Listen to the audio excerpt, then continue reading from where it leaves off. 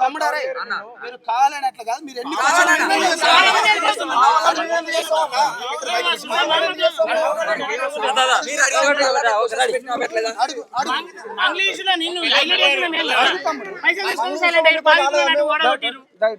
తెలంగాణ బిడ్డలందరూ కూడా కష్టపడుతున్నారన్న.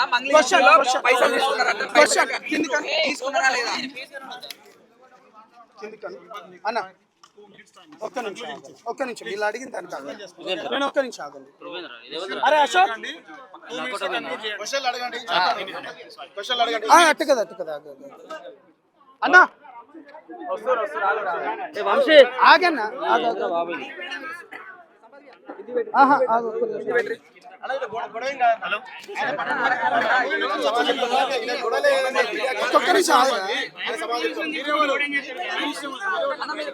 మీరు కూడా ఏందన్నా ఆంధ్ర వాళ్ళకి సపోర్ట్ చేస్తున్నారా?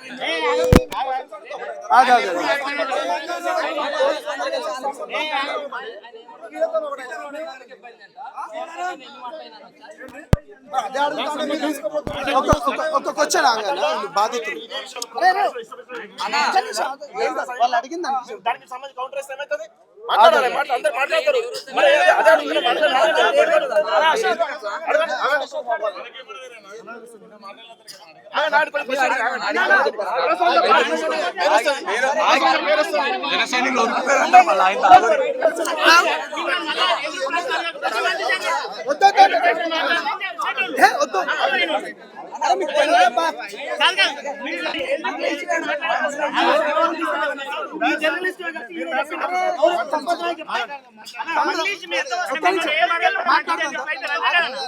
అడిగిన వాళ్ళను పడవేడి దొక్కుతారు, నిలబెడి దొక్కుతారు.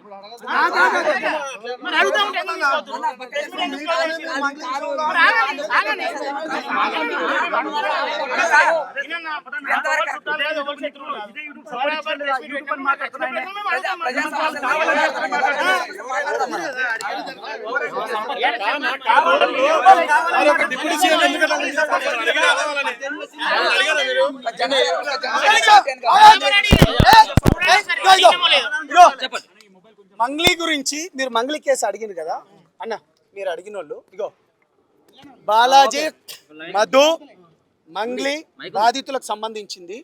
ఇగో ప్రతిదీ మేము వాళ్ళకు అప్డేట్ పెట్టి ఇగో ప్రతిదీ మీరు ఇక్కడ చూడండి. మీరు అడిగిన క్వశ్చన్కు మీరు ఇప్పుడు మంగ్లీ గురించి అడుగుతున్నారు కదా, వీళ్ళకు ఒక గ్రూప్ క్రియేట్ చేసి వాళ్ళని పిలిపించి లాయర్ మధు ఎవరు మహేష్ దగ్గర కూడా ఆర్టీసీ క్రాస్ రోడ్ దగ్గర ఉన్న లాయర్ మధుతో ఇప్పుడు మీరు ఫ్రీగా వచ్చిండ్రు, ఉద్యమకారుని నేను ఫ్రీగా వచ్చిన, లాయర్లు అయితే ఫ్రీగా రారు కదా. వాళ్ళు ఏమన్నారంటే ఇప్పుడు లాయర్తోని మాట్లాడుకోండి అని చెప్పిన. ఒక్క నిమిషం నువ్వు అడిగిన కొంచెం మాట్లాడతా.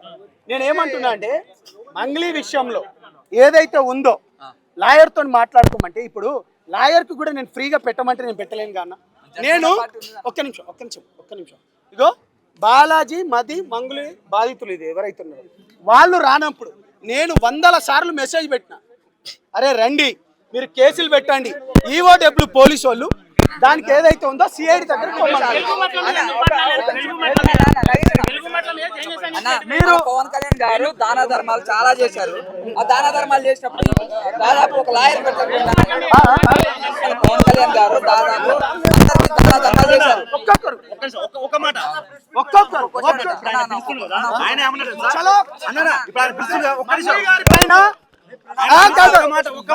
పైన పోరాటం చేయడానికి మేము ఎప్పటికీ సిద్ధంగా విను లాయర్లను వాళ్ళు ఎవరైతే పెట్టుకొని ఇండివిజువల్ కేసులు పెట్టుకున్నాం.